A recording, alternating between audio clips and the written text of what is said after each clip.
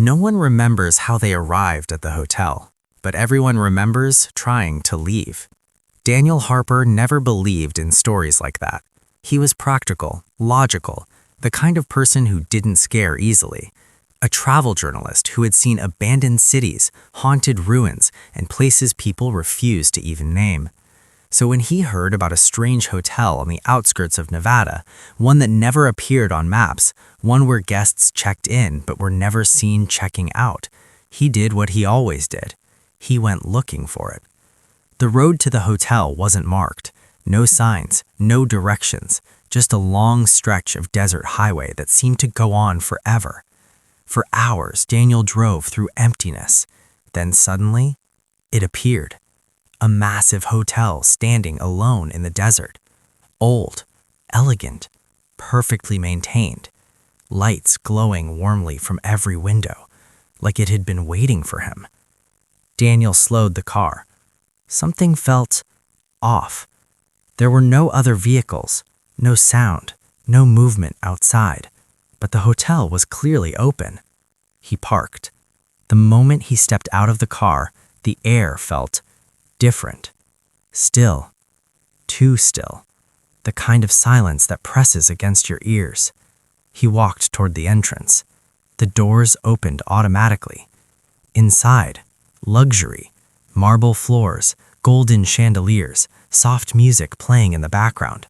It looked normal. Too normal. At the front desk stood a man in a perfectly pressed uniform. "Welcome," the man said with a calm smile. "Do you have a reservation?" Daniel hesitated. "No," he replied. The man nodded. "You do now." Something about that answer felt wrong, but Daniel ignored it. He checked in. Room 217. The elevator ride was smooth, silent. When the doors opened, the hallway stretched long and narrow, with identical doors on both sides. Room 217 was at the very end. Inside, everything was perfect. Clean bed, warm lighting, a window overlooking the desert. Daniel placed his bag down and looked around. Nothing strange, just a hotel room. He almost laughed at himself. Maybe the stories were just that, stories. But that night, something changed.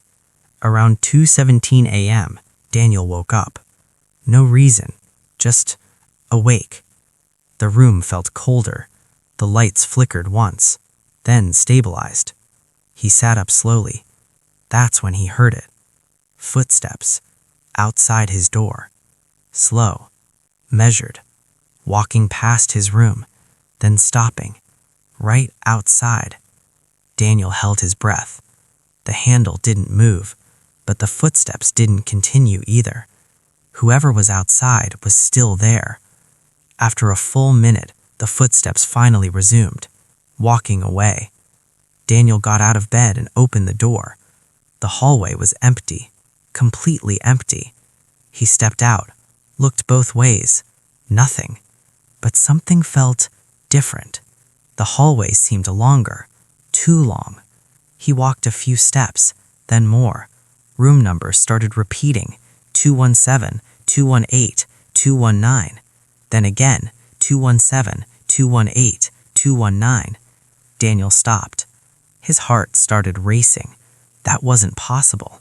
He turned back toward his room, but it wasn't there anymore. Instead, a different door with no number. He stared at it.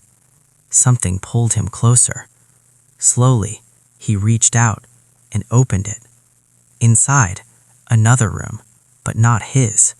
This one was older, darker. The furniture looked outdated, and sitting on the bed was a man, completely still, staring forward. Daniel stepped back immediately. The door slammed shut. The hallway flickered, and suddenly, everything changed. The lights dimmed, the silence deepened, and the hotel shifted. Daniel ran down the hallway, trying to find his room, trying to find an exit, but every door led somewhere different. Some rooms were empty, some were full of people who didn't move, some showed places that couldn't exist. endless corridors, dark oceans, rooms without walls. Reality was breaking. The hotel wasn't a place, it was something else, something alive. Then he saw it. The elevator, doors open, waiting. He ran inside, pressed the lobby button. The doors closed. For a moment, nothing happened. Then the elevator began to move, but not down, sideways. The lights flickered violently. Numbers on the panel changed rapidly. Floor 1, 2, 17, 217, 999. Then stopped. Doors opened. Lobby. Normal. Calm. Like nothing had happened. Daniel stepped slowly out. Everything looked the same as before. The receptionist stood at the desk, smiling. "Checking out?" he asked. Daniel nodded quickly. "Yes." The man paused, then smiled wider. "We don't do that here." The doors behind Daniel closed on their own. The lights dimmed, and Daniel realized something terrifying. He had never checked in. Not really. The hotel had taken him the moment he walked inside. Time didn't move here. People didn't leave. They just stayed. Forever. Daniel turned slowly. The lobby stretched longer than before. Guests stood around, silent, still. Not alive, not gone. Just there. And among them, he saw himself, standing near the elevator, motionless, staring forward. Like he had always been there, like he never left. The receptionist leaned forward slightly. "Room 217 is ready for you." The lights flickered, and everything went dark.